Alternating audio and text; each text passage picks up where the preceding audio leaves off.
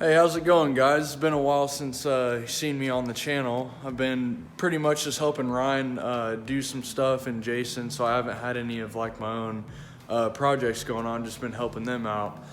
So we just got some parts in for a 66 Mustang, and there's a lady that has all this stuff pretty much ready for us. I think she primed it so that she could mock it all up. But as you can see here, we've got the fenders, a couple of other panels that go on the car, the trunk, and the headlight surrounds and stuff like that. So we got it all basically just like this, and I just finished up the hood. We're using a orbital air sander with 40 grit, and we're just completely taking it down to steel. You can kind of tell right here, you can't see it a lot on camera, but this little darker stuff is kind of like surface rust that's been under the primer. So we're just gonna strip all of it all the way down to bare steel for the most part. Make sure that we've got it all super clean. We're gonna go ahead and prime it and get it painted. So just be filming along the way of doing that and just showing some progress. All right, and just like that, we've got a nice bare steel hood and fender. Now we're on to this guy right here.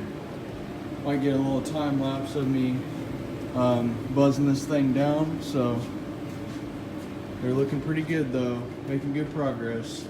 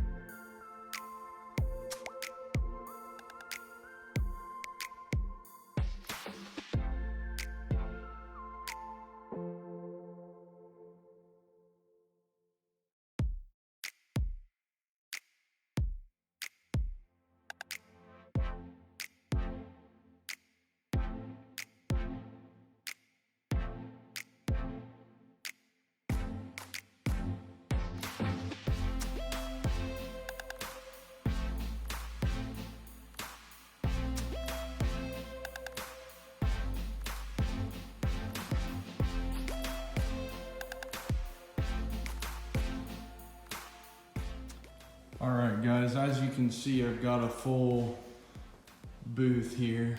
We're getting ready to self-etch prime. So this stuff right here, so you can see the product, is a self-etching primer. So this mixes 1-to-1 with this stuff right here.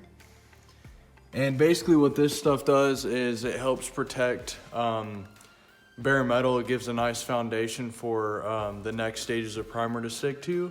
So we always use this stuff on bare metal, and like I said, it protects everything pretty good.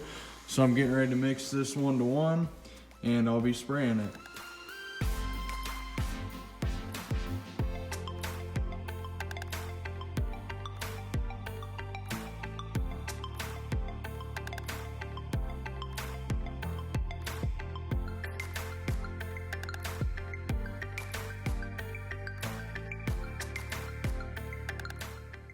So you guys saw that we got all of this stuff in self-etch primer.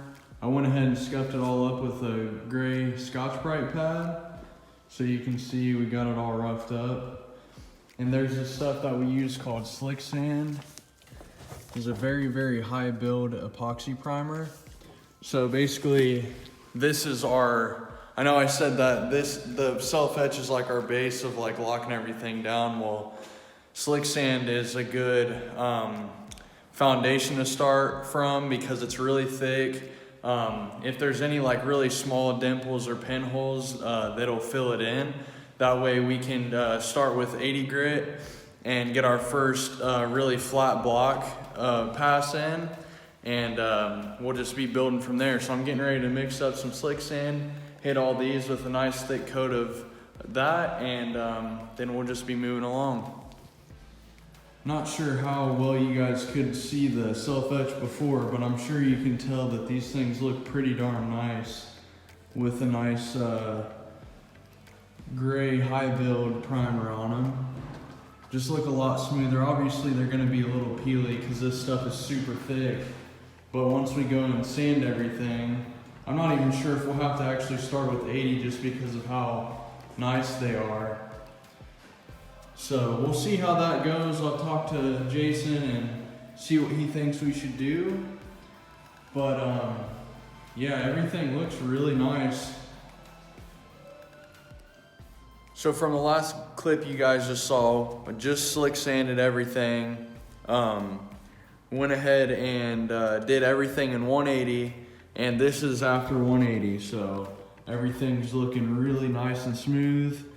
As you can tell, I had to do some body work. There's a couple low spots here and there. But all in all, everything looks really smooth. The fenders, I didn't have to do any body work on them. So, now that we've got it 180'd, I'm getting ready to do a nice heavy coat of 440, which is the other high build primer that we use after the slick sand. It sands a lot better and it's just a little bit more forgiving. So gonna go ahead and do that, and these things will be ready to hit in 220. If you guys are interested in the specifics of what we're using, you can see it's a 2K primer surfacer, CP440, and we mix that 4:1 with this CH258. That's what we're gonna be spraying with. And then the gun that we use for primer, this is I think it's a, let's see, can't remember what size tip it is, but this is just a bigger tip gun, and it's just a Harbor Freight spray gun. It's pretty cheap, but it does really well for primer and everything. That's why we just use that for, you know, a cheaper style gun.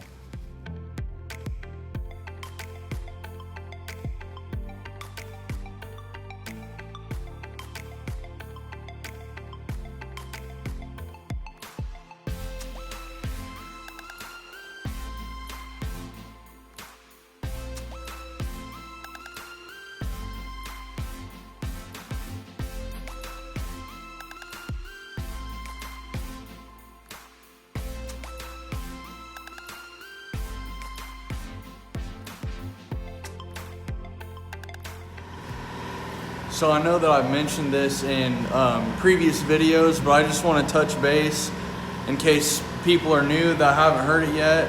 The reason why we go so in depth with priming, sanding is because we're trying to get the best quality paint job that we can, and the best way to do that is get as close down to bare metal as you can, do 80, then you do slick sand. That gives you a nice foundation to build up. You block it flat with 80, and then you go ahead and do 440, which you guys can see in this. You can see how orange peely it is, which it's kind of on the chillier side to be painting, but we're just doing primer right now. So that gives us another really good base and a building factor. We do 180, prime it again, do 220, and then typically we have to prime again after that, and then we'll do 400, which gives us, that's like, this is all using a hard block, so it is as flat as you could pretty much imagine it would be. So that's the reason why we go so into depth. Like I said, I know some people probably know that, and that's not the only way to do it. That's just how we do it. Not saying that's how you have to, or that it's the best way, but that's the best way that works for us, and that's what we do. So we've got another layer of 440 curing up right now, and so we're ready for 220, and then we'll do it all again and hit it with 400. Then it'll be ready for paint. So I know this is probably more of on the boring side of the videos because it's literally just sanding and then priming and sanding and priming. But you know, it is part of the process. So obviously we want to document that for you guys and try not to keep it too boring, but you know, we got to show all the aspects. So probably won't make another video of this stuff until we get the body caught up and then paint. But if you guys want to see in between now and then with these parts, you know, just leave a comment, or if you guys have any questions, or it's something that I said that might have been confusing, you know, just drop a comment and we'll do our best to answer you guys, or maybe explain it in the next video. But I think that's going to be it for this one, guys. Like I said, again, sorry if it was kind of boring and it was kind of talking and, you know, sanding and stuff, but hopefully the next one will be seeing color on these things. So thanks again for watching, guys, and we will see you in the next one.